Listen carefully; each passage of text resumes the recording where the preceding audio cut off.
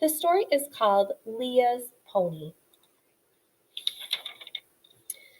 The year the corn grew tall and straight, Leah's papa bought her a pony. The pony was strong and swift and sturdy. With just a snip of white at the end of his soft black nose, Papa taught Leah to place her new saddle right in the middle of his back and tighten the girth around his belly just so. That whole summer, Leah and her pony crossed through cloud-capped cornfields and chased cattle through the pasture. Leah scratched that special spot under her pony's mane and brushed him until his coat glistened like satin. Each day Leah loved to ride her pony into town just to hear Mr. B shout from the door of his grocery store, "That's the finest pony in the whole county." The year the corn grew no taller than a man's thumb, Leah's house became very quiet. Sometimes on those hot, dry nights, Leah heard her papa and mama's hushed voices whispering in the kitchen. She couldn't understand the words, but she knew their sad sounds.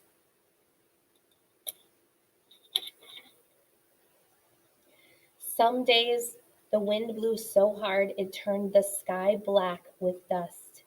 It was hard for Leah to keep her pony's coat shiny. It was hard for Mama to keep the house clean. It was hard for Papa to carry buckets of water for the sow and her piglets. Soon Papa sold the pigs and even some of the cattle. "These are hard times," he told Leah with a puzzled look. "That's what these days are. All right, hard times." Mama used flour sacks to make underwear for Leah. Mama threw dishwasher on her drooping petunias to keep them growing. And no matter what else happened, Mama always woke Leah on Saturday with the smell of fresh, hot coffee cake baking. One hot, dry, dusty day, grasshoppers turned the day to night. They ate the trees bare and left only twigs behind. The next day, the neighbors filled their truck with all they owned and stopped to say goodbye. "We're off to Oregon," they said. "It must be better there." Papa, Mama, and Leah waved as their neighbors wobbled down the road in an old truck overflowing with chairs and bed springs and wire. The hot, dry, dusty days kept coming. On a day you could almost taste the earth in the air, Papa said, "I have something to tell you, Leah, and I want you to be brave. I borrowed money from the bank. I bought seeds, but the seeds dried up and blew away. Nothing grew. I don't have any corn to sell. Now I can't pay back the bank." Papa paused. "They're going to have an auction, Leah. They're going to sell the cattle and the chickens and the pickup truck." Leah stared at Papa. His voice grew husky and soft. "First of all, they're going to sell my tractor. I'll never be able to plant corn when she's gone. And without my tractor, we might even have to leave the farm.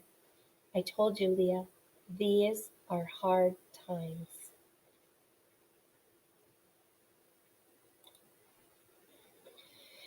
Leah knew what an auction meant. She knew eager faces with strange voices would come to their farm. They would stand outside and offer money for Papa's best bull and Mama's prize rooster and Leah's favorite calf.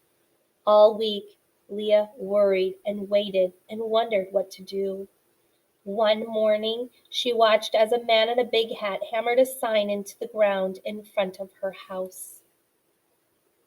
Leah wanted to run away. She raced her pony past empty fields lined with dry gullies. She galloped past a house with rags stuffed in broken window panes. She sped right past Mr. B sweeping the steps outside of his store. At last, Leah knew what she had to do. She turned her pony around and rode back into town. She stopped in front of Mr. B's store. "You can buy my pony," she said. Mr. B stopped sweeping and stared at her. "I would want to sell him. That's the finest pony in the county." Leah swallowed hard. "I've grown a lot this summer," she said, I'm getting too big for him. Sunburned soil crunched under Leah's feet as she walked home alone. The auction had begun. Neighbors, friends, strangers, everyone clustered around the man in the big hat. "How much for this wagon?" boomed the man. $5, $10, sold for $15 to the man in the green shirt. Papa's best bull? Sold. Mama's prize rooster? Sold. Leah's favorite calf? Sold. Leah clutched her money in her hand. It has to be enough, she whispered to herself. It has to be. "Here's one of the best items in this entire auction," yelled the man in the big hat. "Who will start the bidding at $500 for this practically new all-purpose farm tractor? It'll blow, plow, fertilize, and even cultivate for you." It was time. Leah's voice shook. $1. The man in the big hat laughed. "That's a low starting bid if I ever heard one," he said. "Now let's hear some serious bids." No one moved. No one said a word. No one even seemed to breathe. "Ladies and gentlemen, this tractor is a beauty. I have a bid of only $1 for it. $1 for this practically new farm tractor. Do I hear any bids?" Again, no one moved. No one said a word. No one even seemed to breathe. "This is ridiculous." The man's voice boomed out from under his hat into the silence. "Sold to the young lady for $1. The crowd cheered. Papa's mouth hung open. Mama cried. Leah proudly walked up and handed $1 to the auctioneer in the big hat. "That young lady bought one fine tractor for one very low price," the man continued. "Now, how much for this bit of flock of young, healthy chickens?" "I'll give you 10 cents, offered a farmer who lived down the road. 10 cents? 10 cents is mighty cheap for a whole flock of chickens, the man said. His face looked angry. Again, no one moved. No one said a word. No one even seemed to breathe. "Sold for 10 cents. The farmer picked up the cage of chickens and walked over to Mama. "These chickens are yours," he said. The man pushed his big black hat on his head. "How much for this good Ford pickup truck?" he asked. 25 cents, yelled the neighbor from town. Again, no one moved. No one said a word. No one even seemed to breathe. "Sold for 25 cents. The man in the big hat shook his head. "This isn't supposed to be a penny auction," he shouted. The neighbor paid his 25 cents and took the keys to the pickup truck. "I think these will start your truck," he whispered as he dropped the keys into Papa's shirt pocket. Leah watched as friends and neighbors bid a penny for a chicken, a nickel for a cow, or a quarter for a plow, and one by one they gave everything back to Mama and Papa. The crowds left, the signs disappeared, chickens scratched in their coop, and cattle called for their corn. The farm was quiet, too quiet. No familiar whinny greeted Leah when she entered the bar.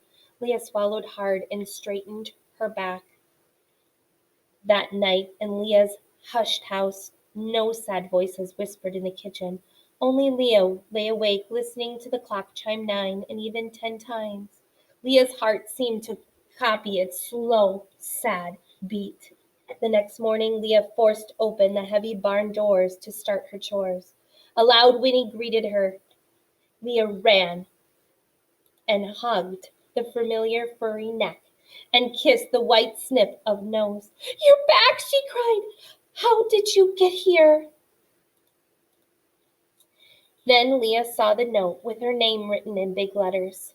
"Dear Leah, this is the finest pony in the county, but he is a little bit small for me and a little bit too big for my grandson. He fits you much better. Your friend, Mr. B. P.S. I heard how you saved your family's farm. These hard times won't last forever, Leah." And they didn't. Third graders, remember, your learning target is to be able to identify things in the story that were history. So think about that and be on target. Have a great day.